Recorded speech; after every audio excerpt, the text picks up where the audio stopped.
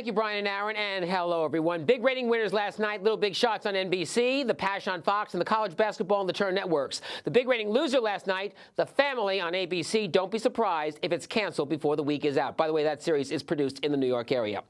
George Lopez has been a TV funk most of the last decade. The popular comedian stab at late-night glory, Lopez Tonight, fizzled after 2 years on TBS.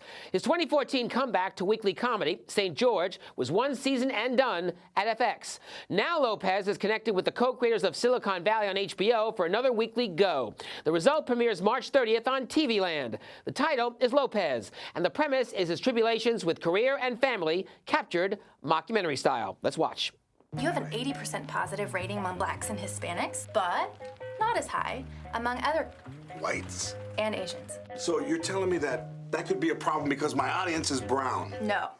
So I specifically made sure not to say that. Dad, I'm going to take a gap year. You're not dropping out of high school. Of course not. I'm taking a gap year. You're not dropping out, you're not gapping out, you're not dropping into a gap, but if you work at a gap, I'll be right there, I'll drop you off every day. I took a gap year once, I just never went back. That's your role model. We talked about you trimming back these trees a little more. Talk to my new gardener about the trees. No, talk to this guy about the trees. New gardener, man, that's great. Yeah, how you doing? You're not a gardener, are you? Okay. All right, we're good. All good. It's all good. You should date another celebrity. Yeah, but which one? Let's see. Eva Longoria's engaged. Yes. Sofia Vergara, language issue. She don't speak English. Salma Hayek. She doesn't have to be Latina, George. You can think outside the box. George, what do you do? Where do you work? I'm a comedian. A what? Like a comedian. I'm sorry. Wait, don't leave. I have no idea who you are. Google me. You know what? I'll Google myself. I don't have any reception. How can I be in the city and not have reception? Wait a minute. Don't Latinos hike? Latinas!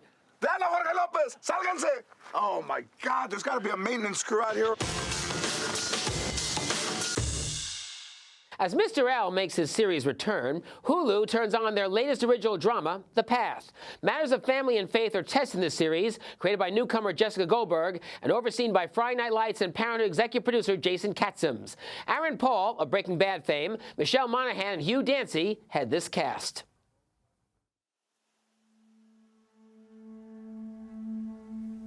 As the doctor walked up the steep mountain,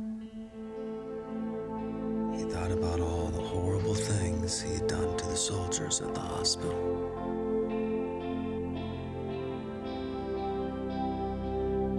He now knew that it was all lies.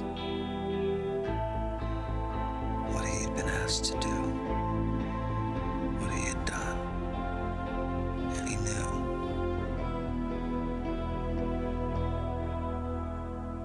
He couldn't live a life of lies anymore.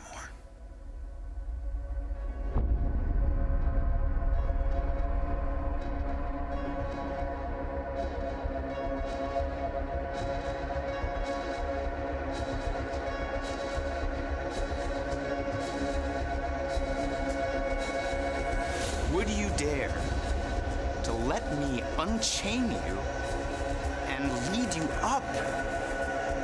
Would you let me lead you out of the world of shadows? Will you let me lead you into the light?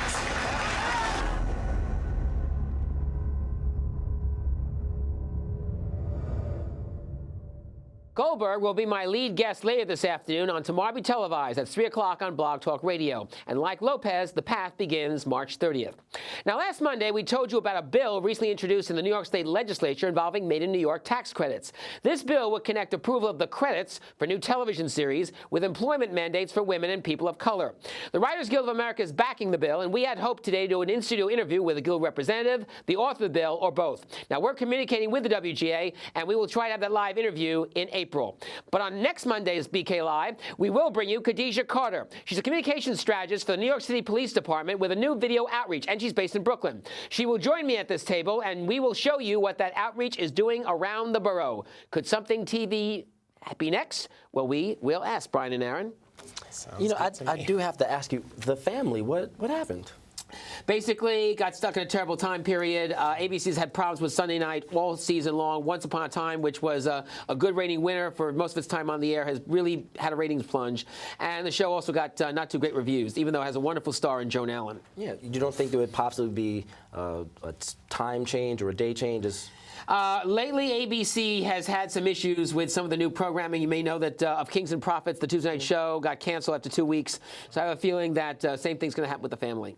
Woof. So, Simon, I spent some time this weekend getting familiar with the Netflix series Love, and I know there's a lot of Netflix stuff. Has there been any crossover with someone stealing something offline and bringing it to TV, or is that where the other way, TV stuff goes to have another season or two on these digital platforms? Well, in fact, Netflix did revive a show called Longmire last year, which was on for 3 seasons on A&E. And when the show was canceled, despite the fact it was their top-rated drama on the network, Netflix picked it up, and they're bringing it back for a second season probably this fall. By the way, one thing that's very interesting this year is that the Tribeca Film Festival, which has had an on-again, off-again relationship with television, is finally going to do a major, major television event. It's called Tune In. They're going to have screenings of shows, panel discussions, and they're doing a separate track of panels and screenings on digital programming, the Netflix, Hulu, Amazon, Crackle-type shows. And it'll be interesting to see, A, how that is received by the public, and B, whether they will allow the TV trade press and the TV press to come and see it. I understand that they are having issues. They are rejecting some TV trade magazines, some people who cover television to come and see it. And that would be very ironic if you're doing a TV tune-in set of panels and you don't allow TV people to come, or TV reporters, TV journalists to come and cover it. What about this passion thing? I didn't see it last night at all, but is this a new model? Are we going to be seeing these big, mega, live, super produced events? I think we are. This is the second one that Fox has done in 2 months. The first was Grease Live. Yeah. And the ratings, by the way, grew as the show went on. Really? Every half hour, the ratings went up and up and up and up. I saw the show. I thought it was absolutely marvelous. I thought everything from Tyler Perry to how that crowd in New Orleans was, the choir, the musical direction. Yolanda Adams, who I think is one of the great musical talents around, who I think should get her own television show, opened and closed the show. But the big highlights were Trisha Yearwood, who had 5 songs to do, and I thought did them beautifully on the main stage, playing the Mary Magdalene character.